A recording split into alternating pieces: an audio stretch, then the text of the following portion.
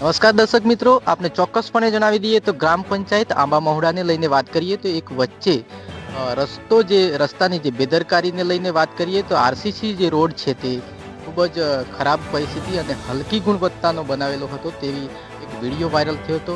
એ આંબા મહુડા ગામથી જાગૃત યુવા એવા વિપુલભાઈ પણ આ રસ્તાને લઈને ખૂબ જ ચર્ચામાં રોષ જમાવી બેઠા હતા. તેને લઈને કોન્ટ્રાક્ટર અમારી સાથે વાતચીત કરીએ કે કોન્ટ્રાક્ટર સાથે જોડાયા છે. કોન્ટ્રાક્ટરની અહીંયા પોશીના ગામના જ છે, તેમની સાથે વાતચીત કરીશું કે આ રસ્તો બનાવવાનું ખાસ કારણ શું હતું. આ રસ્તો કેવી રીતના જે ગંભીર હાલતની જે આ પરિસ્થિતિની બનાવ્યો છે રસ્તો, તો તમે બનાવ્યો છો કે શું તે જણાવશો? અમે જ બનાવ્યો પણ કારીગરો બનાવ્યો, કારીગરની બેદરકારી થઈ ગઈ છે. આ રસ્તો વર્ક ઓર્ડર નથી નીકળ્યો એવું કહેવાનું થાય છે.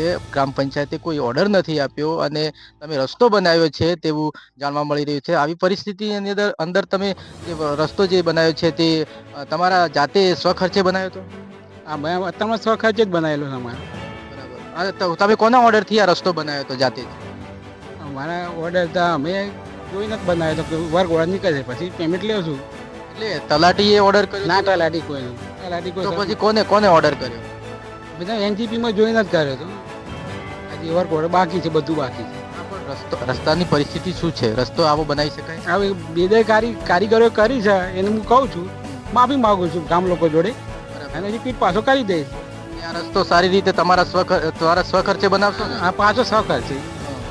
અને પંચાયત તમને ગ્રાન્ટ નહીં આપશે તો ચાલશે? આપણે ચાલશે. ભૂલ થઈ ગઈ, ભૂલનું સુધારવું તો પડશે જ ને. જી બિલકુલ. તો દોસ્તો, આજની ખાસ રિપોર્ટ સાથે હું છું પ્રકાશ ડામોર અને કોન્ટ્રાક્ટરે માથે લીધું છે કે આ રસ્તો ફરીથી ફર્સ્ટ ક્લાસ તૈયાર કરી આપવામાં આવશે અને પંચાયત મને ગ્રાન્ટ આપશે કે નહીં આપશે હું મારા જાતે ખર્ચેથી તૈયાર કરીને આપીશું એવું બાંહેધરી આપી રહ્યા છે.